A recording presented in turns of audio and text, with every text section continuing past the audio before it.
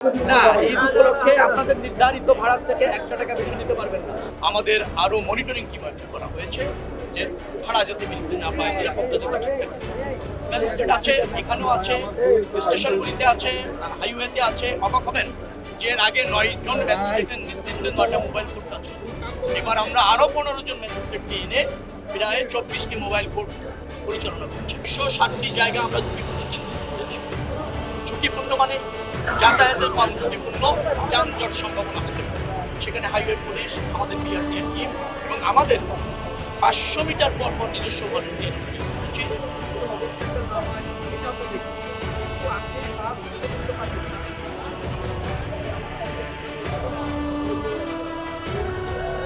Cheesy আইসক্রিমের সাথে velvety কেকের মিশ্রণে পোলার রেড ভেলভেট আইসক্রিম। মন ভালো থাক।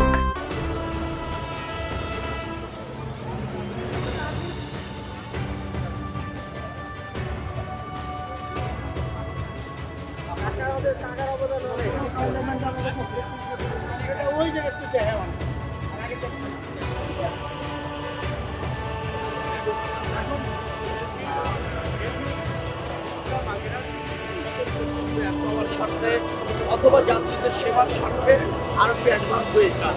আপনারা আবেদন করেন, রায়ন্দা পর্যন্ত রুটটা যাতে অ্যাপ্রুভ হয়, রায়ন্দা পর্যন্ত রুটটা যদি অ্যাপ্রুভ করে আমরা করে দিব, তারপর ওই ভাড়া আমরা পুনর্বিবেচনা করি। স্যার, আর ঈদ উপলক্ষে কোনো আমাদের ঈদ উপলক্ষে স্যার একটু কাইন্ডলি যদি না, ঈদ উপলক্ষে আপনাদের নির্ধারিত ভাড়া থেকে 1 টাকা বেশি নিতে পারবেন না। আমার আপনাদের কাছে অনুরোধ, কাইন্ডলি এই সার্ভিসটা যেটা সবসময় দিচ্ছেন, কতটুকু এক্সট্রা সার্ভিস সেটা ঈদ উপলক্ষে অব্যাহত রাখুন। আপনাদের এই আবেদন নিয়ে আসেন, রায়ন্দা পর্যন্ত রুট যেহেতু প্রচুর যাত্রী, আমরা রুটটা অ্যাপ্রুভ করে ওর জন্য এক্সট্রা যে ভাড়া আছে ইতিমধ্যে জানেন আড়াই থেকে 3 দিনের মধ্যে ঢাকা ছাড়বে। সেটা একটা বড় ব্যবস্থাপনা, বিশেষ করে চিজি আইসক্রিমের সাথে ভেলভেটি কেকের মিশ্রণে পোলার রেড ভেলভেট আইসক্রিম।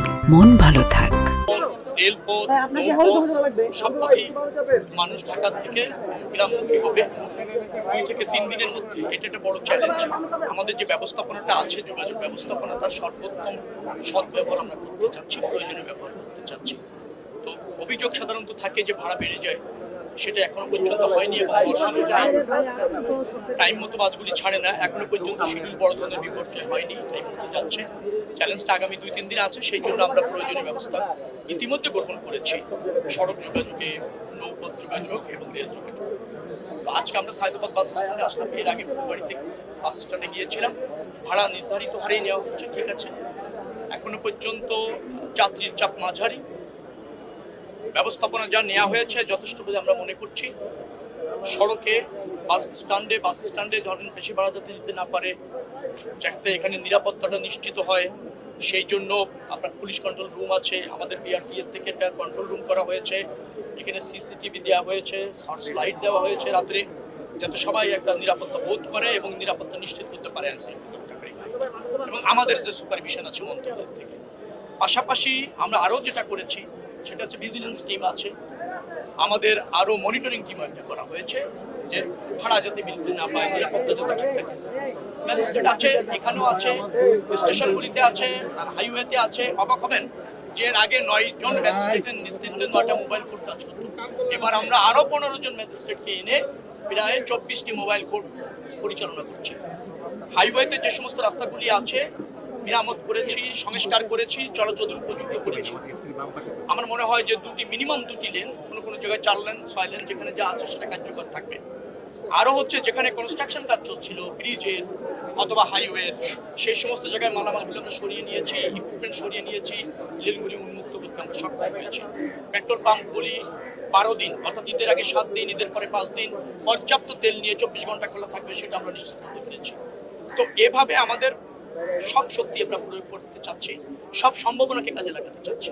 বিশেষ করে হাইওয়ে পুলিশ, স্থানীয় পুলিশ মানে জেলা পুলিশ, যে জেলার উপর দিয়ে যাচ্ছে, মহানগর মেট্রোপলিটন পুলিশ, জেলা প্রশাসক, টিএনও, সবাই এ ব্যাপারে সজাগ আছে যাতে যাত্রীদের কোনো বিড়ম্বনার শিকার হতে না হয় এবং তারা যাতে কোনো দুর্ভোগের মধ্যে না পড়ে যায়। আবার কোনো জায়গায়, বিশেষ করে যমুনা টোদের ওখানে আমি সেতু বিভাগের সাথে কথা বললাম, ওরা পর্যাপ্ত পানি, খেজুর ইফতারের টাইমে বা ইফতার সামগ্রী রেখেছে যাতে প্রতিদিনই কয়েক হাজার লোক তারা ইফতার বিতরণ করতে পারে পরিস্থিতির কারণে, সেই ব্যবস্থাটা আমরা রেখেছি। আপনার যেটাকে বলা হয় হাসপাতাল, আশপাশে যে সমস্ত হাসপাতাল আছে, কেউ হঠাৎ করে চলার পথে অসুস্থ হয়ে যেতে পারে, সে প্রাথমিক স্বাস্থ্য সেবাটা যাতে পায়, অ্যাসিস্ট্যান্সটা যাতে পায়, সেটাও আমরা নিশ্চিত করেছি। আমরা মনে করছি যে একটা ভালো ঈদ যাত্রা মানুষ স্বস্তিতে আরামদায়কভাবে এবার অন্তত উদযাপন করতে সক্ষম হবে। এটা আমাদের প্রধানমন্ত্রীর অঙ্গীকার, তিনি এটা সার্বক্ষণিকভাবে জানতে চাচ্ছেন, দিক নির্দেশনা দিচ্ছেন।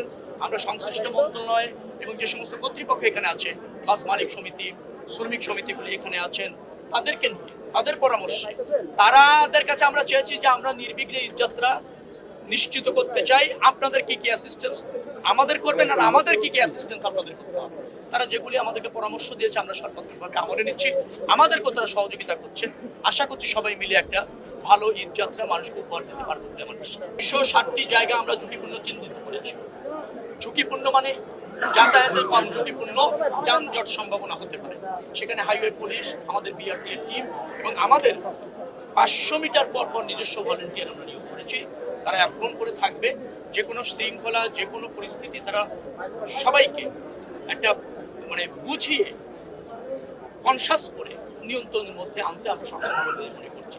যেখানে যেখানে র্যাঙ্কিং যাচ্ছে আমরা সেগুলিকে মোটামুটিভাবে সক্ষমতার মধ্যে সর্বোচ্চ আমলে নিয়ে আমরা কাজ করছি। বিগত ঈদগুলোতে এমন দেখেছি আবার সেই আগের চেহারাই ফিরে আপনাকে খালি বলি, যেখানে যেখানে আমরা চিহ্নিত করেছি আপনি লিস্ট নেন, সেখানে আমাদের পর্যাপ্ত প্রিপারেশন আমরা নিয়েছি। ব্যতিক্রম হতেই পারে, মনে রাখা দরকার, প্রথমে যেটা বলেছি 1.5 কোটি লোক ছাড়বে 2 থেকে 3 দিনের মধ্যে ঢাকার শহর। যানবাহনের স্বল্পতা তো আমাদের আছে, যানবাহনের মানেরও ঘাটতি আমাদের আছে, এটা বাস্তবতা। আমরা সেইগুলির সর্বোত্তম ব্যবহারটা প্রয়োগ করতে চাচ্ছি। আগামী থেকে এই চ্যানেলগুলি আগামী বছর ঈদে অথবা আগামী বছর আমরা মনে হয় এটাকে আরো বেশি গুরুত্বের সাথে নিয়ে আরো বেশি সক্ষমতা সফল হবে। তবে এবার আমরা সক্ষমতা চাচ্ছি, সেখানে চ্যালেঞ্জগুলি চিহ্নিত করে কার্যকর ব্যবস্থাপনা নিয়েছি। আশা করছি যে আপনাদের সুসংবাদ দিতে পারবো। আপনাদের কাছে আমার অনুরোধ, যেখানে আপনারা ব্যত্যয় দেখবেন, নিশ্চয়ই আপনারাও রাষ্ট্রের মালিক, আপনাদের দায়িত্ব রয়েছে।